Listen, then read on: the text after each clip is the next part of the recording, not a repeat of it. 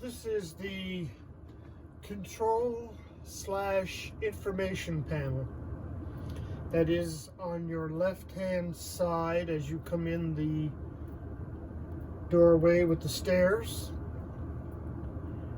As you will see, we have gray, fresh, gray, black, liquid propane, the main battery, and the auxiliary battery. And those are the indicator switches. When you press the fresh, it shows empty, which is actually the case. The fresh water tank is empty. We push the gray, it also says empty, which it is in fact empty. Now, sometimes there's materials that get down the sink, maybe spaghetti or something, and it will gum up the sensors and you may not get an accurate reading on the gray tank. The black tank, again, as you can well imagine, full of solids, and it says empty now, and it is in fact empty, but you may find when you've gone to dump and you know the tank is clean, it will still show full. That's because the solids in the water or whatever you flush down the toilet will gum up the sensors. So you have to find another method of determining how full your tank is, and I will explain that further in a video about the toilet. We have the water heater. Now, if you have lost or used up all your propane and you can no longer heat the water heater tries to heat it, can't, and then therefore shuts off, and you'll see a little red light here that says fault. If you see that, what you need to do is, now it's turned off, so it's gone into a fault situation because you've run out of propane. You turn it off, add the propane or add another tank, then you turn it on again, and it will recycle and you'll get hot water heater working as it should. Here we have an auxiliary battery switch, and when it's on and you don't have any power from anywhere else, it will power the fan for the furnace. It'll also run the fans in the bathroom and the kitchen. All the house lights will all work from that 12-volt system called the auxiliary battery. If you need to shut it off, it's just a matter of pushing the switch the other way, and you would need to do that if you have been using those auxiliary batteries for over 24 hours and they're starting to lose some of the power in that battery. You don't want to kill the battery absolutely altogether, because that shortens the life of the battery, and you would turn it to the off position. Below that, you have a switch which says generator.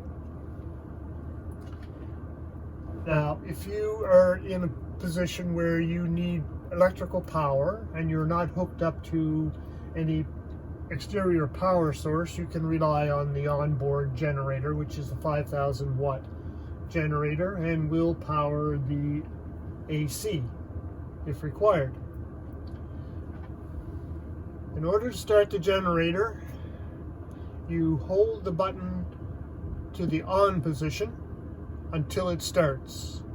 Now, if it's been sitting for a while, maybe a week, and you haven't started it, it may be a little difficult to start, so you hold the on position, try and start it. You can hear it trying to start, and if it doesn't start within 10 seconds, release that button and try again for 10 seconds. My experience has been you will be successful on the second try.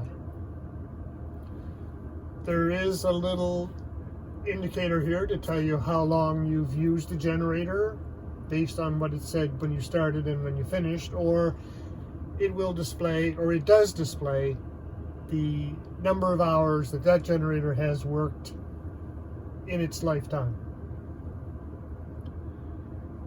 Next we have the water pump switch.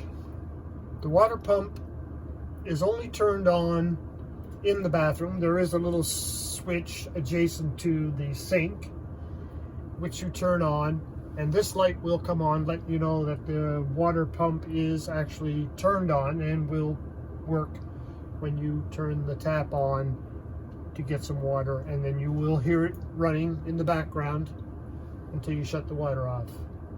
If you hear the water pump continually running all the time and nothing is turned on, you know you've got a leak somewhere and you need to attend to that, or somebody will have to attend to it. So there you have that part of the panel in a nutshell.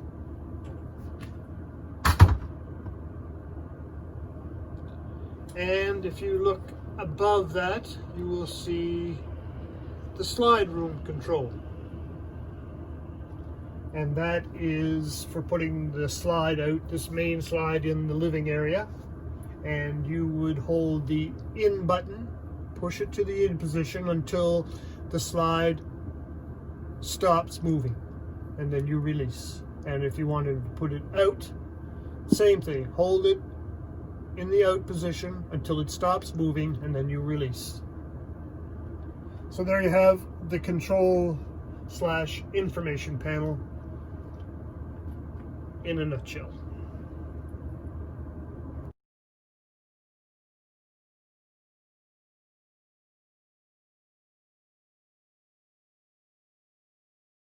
Alright, here we have the propane stove. That is the center of the kitchen where you do all your cooking, except for microwave stuff. So we have a 3-burner stove, and the burner in the front is the high output burner, which I normally use exclusively. And if you have other dishes that you need to heat or cook, you would use the back burner. The first step is to turn the button to the light position shown on the dial, and then turn the spark button to ignite the burner. Now, this doesn't always work as flawlessly as it just did, so we have a barbecue lighter in the top drawer to facilitate the lighting. You will need it to light the oven. The oven is maybe not as efficient as we would like, but nonetheless, it's there. To light the oven, the knob is on the far right hand side, and you push it in and hold it in the pilot position, and you will light the pilot light with the barbecue lighter, as I said before. So that's going to require a little different video, and we will proceed to show you how to do that.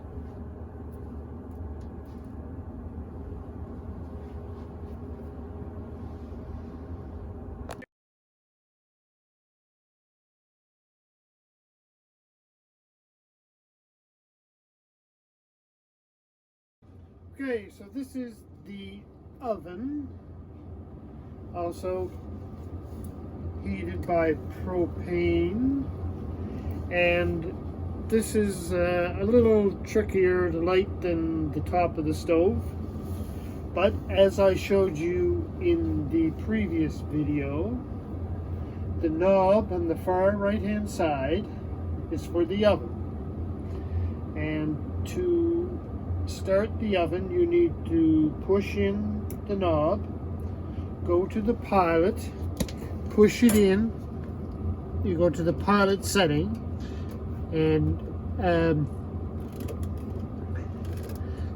you have to light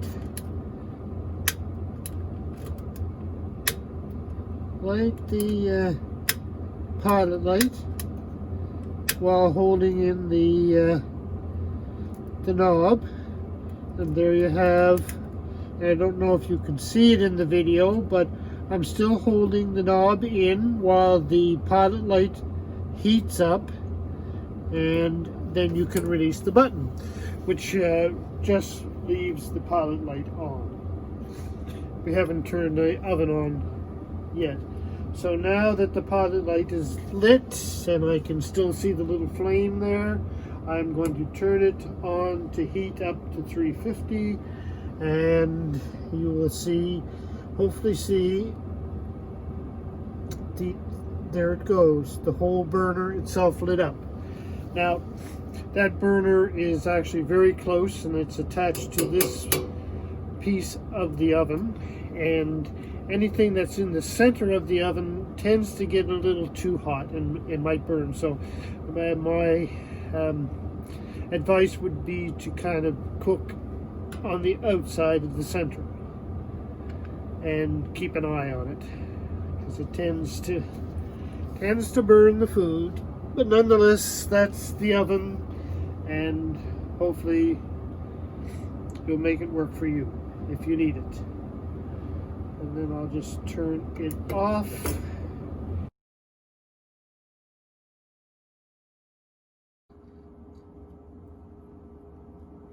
In this video, I would like to show you how to raise and lower the shades on the windows. Now they are a two-piece unit for the most part. There's a couple in the RV that are just a single shade. But this one in the hallway here is got an inner and an outer shade. One is a shade, the other one is just kind of an opaque thing that you can see out but people can't see in. If you happen to raise or lower them unevenly, that being one side lower or higher than the other, they jam, and they can be really tricky to unjam. So here's my recommendation. Grab the inner one, and there's two. Grab the inner one, and just underneath the cords, put both of your hands and raise at the same rate, left and right, so they go up evenly. And then go to the outside one and do the same thing. Grab it underneath the cords and raise them the same rate, left and right sides. And then once you're done with the windows open and you want to close them, again, grab them underneath at the cords and lower at the same rate, left and right. And the inside one, the same thing. If you happen to get one lower than the other, then now this thing is slid out of the handle piece there, and now you got to kind of jimmy it and mess around with it to get it back. And it's not easy. It's a bit of a, yeah, there, I got it. Through experience, I've learned to recover a little bit faster, but nonetheless, it's still a pain. And there, closed again.